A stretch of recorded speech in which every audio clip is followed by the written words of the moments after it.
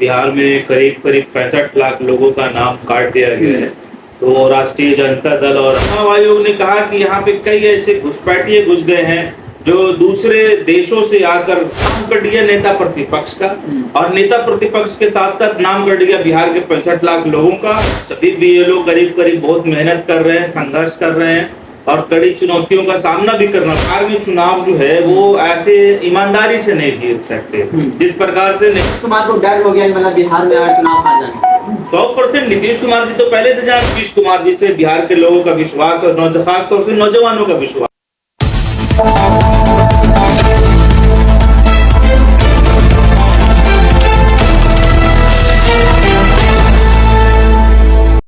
प्रणाम, मैं हूं आशीष बिहारी, आप देख रहे हैं नालंदा लहर। अभी हमारी मौजूदगी है इस्लामपुर का विधानसभा क्षेत्र में। सहान परवेज जी अभी प्रवक्ता है जो आरजेडी के है, चलिए उनसे हम वार्तालाप करते हैं। सबसे पहले मेरे चैनल पे स्वागत है। धन्यवाद। सबसे मेरा पहला सवाल है, तेजस्वी यादव का चुनाव से मंडल से नाम काट दिया गया है, तो उनके बारे में क्या कहना चाहेंगे आप? कि उनके बारे में भी केवल एक बात नहीं है। आज बिहार में करीब करीब 65 लाख लोगों का नाम काट दिया गया है। तो राष्ट्रीय जनता दल और हमारे नेता माननीय तेजस्वी यादव जी की चिंता उन 65 लाख लोगों के लिए भी उतनी ही है जितनी स्वयं के लिए चिंता है। और हम लोगों ने कहा कि भारत में लोकतंत्र बरकरार रहना चाहिए और एक लोकतांत्रिक प्रक्रिया को बहाल रखने के लिए उसमें सबसे ज्यादा जरूरी जो चीजें हैं वो है लोकतंत्र में स्वतंत्र चुनाव। और स्वतंत्र चुनाव कराने के लिए सरकार द्वारा गठित की गई एक चुनाव आयोग, जिसको एक ऑटोनॉमस बॉडी बोला, मगर दुर्भाग्य की बात यह है कि आज चुनाव आयोग भारतीय जनता पार्टी के इशारे पे और भारतीय जनता पार्टी के गोद में बैठकर काम कर रहे हैं, जिससे कहीं ना कहीं अब ये शक होने लगा है बिहार की जनता को और पूरे देश की जनता को कि अब जो है लोकतंत्र कहीं ना कहीं खतरे में है। और यहाँ भारत में तानाशाही, नरेंद्र मोदी जी की अध्यक्षता में भारत में अब लोकतंत्र को समाप्त करके तानाशाही को लागू करने की प्रक्रिया चला दी गई है, जिसका हमारी पार्टी राष्ट्रीय जनता दल और हमारे नेता माननीय तेजस्वी यादव जी पुरजोर विरोध कर रहे हैं और करते रहेंगे। तो यहाँ पे तेजस्वी यादव बोल रहे हैं कि बिहार का मुख्यमंत्री वोट कैसे इलेक्शन लड़ेंगे? देखिए, इलेक्शन तो 65 लाख लोगों का नाम काट दिया है और 65 लाख लोगों का नाम काटा, उसमें ये नहीं पता चल पाया। मैं आपको एक बात बता देना चाहता हूँ कि ये एसआईआर का प्रक्रिया शुरू हुआ तो सब लोगों ने जब सवाल पूछा कि एसआईआर की जरूरत क्या है, तो चुनाव आयोग ने कहा कि यहाँ पे कई ऐसे घुसपैठिए घुस गए हैं जो दूसरे देशों से आकर गैर कानूनी तरीके से घुस गए हैं भारत के अंदर, और खास तौर से बिहार के सीमावर्ती इलाकों में घुसपैठिए घुसे हुए हैं। उस घुसपैठियों को आइडेंटिफाई करना है और भारत की सीमा को सुरक्षित करना है, बिहार की सीमा को सुरक्षित करना है। अब जब पूरा प्रकरण समाप्त हो गया तो उसमें नाम कट गया नेता प्रतिपक्ष का, और नेता प्रतिपक्ष के साथ साथ नाम कट गया बिहार के 65 लाख लोगों का, और उसके 65 लाख लोगों में ये नहीं पता चल पाया कि 2, 4, 5 घुसपैठिए भी कहीं पर घुसा हुआ है। तो चुनाव आयोग ने केवल जो लोग डेथ कर गए हैं, जिनकी मृत्यु हो गई है, उनका नाम काटने के लिए एसआईआर की जरूरत नहीं होती है। मैं आपको बता देता हूं कि एसआईआर की जरूरत क्या क्या कारणों से होती है, और एसआईआर की जो दुहाई आज दे रहे हैं कि एसआईआर करके 35 लाख लोग माइग्रेट कर गए, उसकी वजह से एसआईआर कराना पड़ा। 22 लाख लोग डेथ कर चुके, उसके लिए एसआईआर कराना पड़ा। इस्लामपुर में बताया जाए कि 22 लोग को नाम नहीं काटा, 22 लाख मतलब लोग नाम काट दिया, 22,000 लोग को। ये नाम तो करीब करीब सब जगह काटा गया है और ये सरकार की मंशा ही यही थी कि नाम काट कर, अब देखिए कुल मिलाकर लब्बो लवाब यही है। बीएलओ नाम काटे थे, उनके जाति प्रमाण पत्र भी तो नहीं उनको लिए गए। देखिए, बीएलओ को हम नहीं मानते कि बहुत बड़े उनका कोई दोष है या उनका कोई अपराध है। सभी बीएलओ करीब करीब बहुत मेहनत कर रहे हैं, संघर्ष कर रहे हैं और कड़ी चुनौतियों का सामना भी करना पड़ रहा है उनको।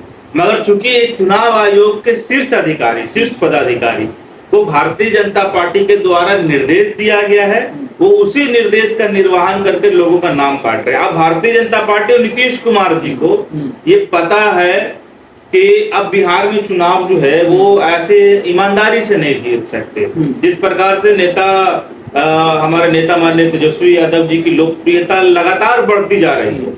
उससे सत्तारूढ़ दल, एनडीए के लोग घबराए हुए। अब उनको समझ में आ गया कि हम चुनाव वोट से नहीं जीत सकते। नीतीश अब कुमार उन्होंने वोट, हाँ बिल्कुल, अब उन्होंने वोट की बेईमानी शुरू कर दी। बेईमानी मतलब शुरू कर दी बिहार में। हाँ हाँ बिल्कुल। अभी हर विधानसभा में करीब करीब 20,000, 22,000, 15,000, 18,000, कहीं कहीं 30,000, कहीं कहीं 40,000 नाम काटा गया।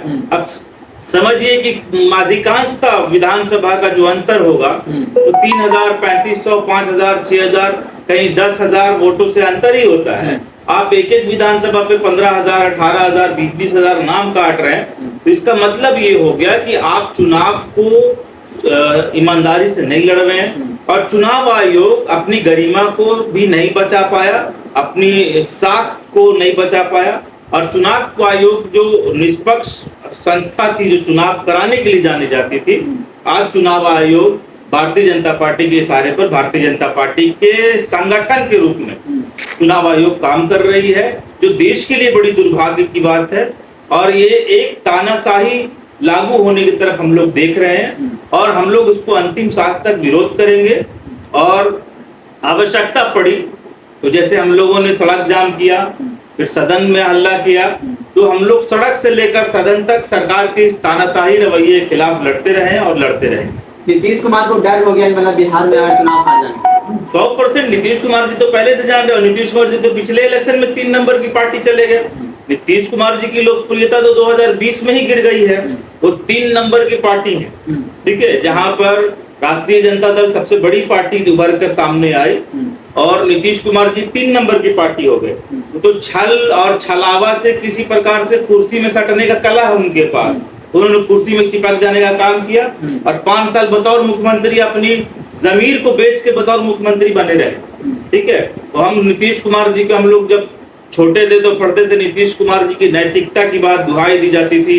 नीतीश कुमार नैतिकवादी राजनेता के रूप में जाने जाते थे, और उनके करियर का समापन जब होने लगा तो लोग उनको पलटू राम के नाम से जाने लगे।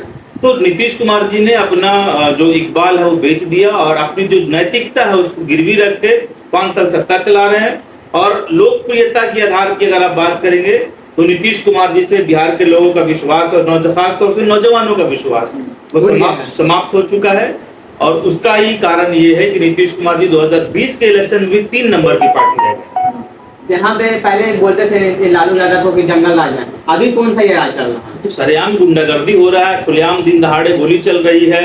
आपके इस्लामपुर में घुस के लोग को 6 लोगों को चाकू मार दिया गया दिन दहाड़े।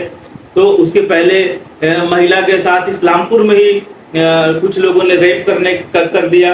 और गया में होम गार्ड में देखे हम कहीं, वहाँ मतलब पूरे मैं आपके लोकल चैनल पे भी हैं, तो हम लोग इस्लामपुर की बात को कह रहे हैं। और आप पूरे बिहार में कहीं भी उठाकर देखेंगे, वो हर क्षेत्र में हर लोकल स्तर का जब आप अखबार उठाकर देखेंगे या बड़ा टीवी चैनल खोलेंगे तो दिन भर आपको यहाँ मर्डर, वहाँ मर्डर, ये वो। पटना में अस्पतालों में गोली चल गई। कुछ दिन पहले एम्स के नर्स के घर में घुस के उनके 2 बच्चों को जिंदा जला दिया गया। एनएमसीएच की नर्स और उनकी बेटी को गोली मारा गया। गांधी मैदान में मशहूर कारोबारी खेमका जी को की हत्या कर दी गई। तो ये सरकार कहीं ना कहीं अब सो चुकी है, अचेत हो चुकी है। सरकार का इकबाल खत्म हो गया है। सरकार, मैंने कहा आपको एक शब्द में कि नीतीश कुमार जी नैतिकता को गिरवी रखकर कुर्सी में चिपके हुए हैं, और कुर्सी से चिपकने की उनकी जो कला है वो दिखा रहे हैं। कहीं नीतीश कुमार मतलब भ्रष्टाचार कर रहे हैं, तो 70 करोड़ या 1,000 लाख है मतलब पैसा, वो मतलब कहाँ गया? ये तो अब तो लोग पूछ रहे हैं। आपकी ही सरकार, केंद्र सरकार के सीएजी रिपोर्ट आ गए, उसने कहा कि 71,000 करोड़ का घोटाला हो गया। आपने हम लोगों के ऊपर आरोप लगाया और हमसे नैरेटिव सेट किया गया, दिमाग मीडिया में सेट किया गया कि हम लोग घोटाला कर रहे थे, हम लोग लूट रहे थे पैसा। तो अभी बताइए ना कि 71,000 करोड़ रुपए कौन लूट के ले गए? नीतीश कुमार जी जवाब दे, भारतीय जनता पार्टी जवाब दे। और जितने भी इन्होंने पुल पुलिया का 422 करोड़ रुपए का डबल डेकर पुल बना पटना के अशोक राजपथ में 422 करोड़ का पुल 22 दिन नहीं चला। और इस प्रकार से एक महीने में 5 पुल पुलिया ढा रहा है। जो पुल का उद्घाटन करके आते हैं 20 दिन में 10 दिन में गिर जाता है। तो किस प्रकार से चरम भ्रष्टाचार एकदम चरम पर है, अपराध चरम पर है। और जिस प्रकार से इनकी शासन काल में बेरोजगारी चरम पर गई है, और नौजवानों को रोजगार मांगने के बाद लाठियों से पीटा गया है, दौड़ा कर। मिसाइल लागू कर दिए थे।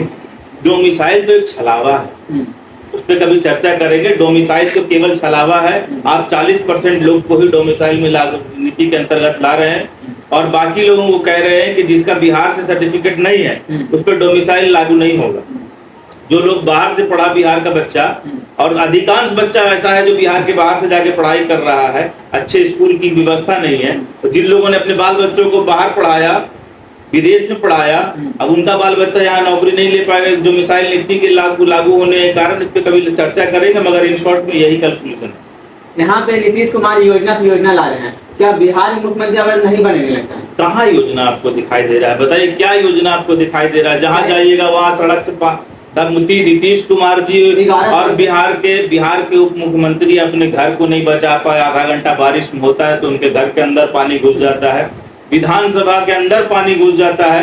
तो हमारे और आपकी और दलित बस्तियों की और झुग्गियों में रहने वाले लोगों की आप क्या कल्पना कर सकते हैं? नीतीश कुमार जी जब अपने घर को नहीं बचा पाए, विधानसभा को नहीं बचा पाए, पूरी पटना 10 मिनट और आधे घंटे के बारिश में डूब जाता है, तो अब आप उनसे क्या अपेक्षा करेंगे कि दूर इलाकों में, दलित बस्तियों में और झुग्गी झोपड़ियों में जाकर उनका कोई मदद करने वाला होगा?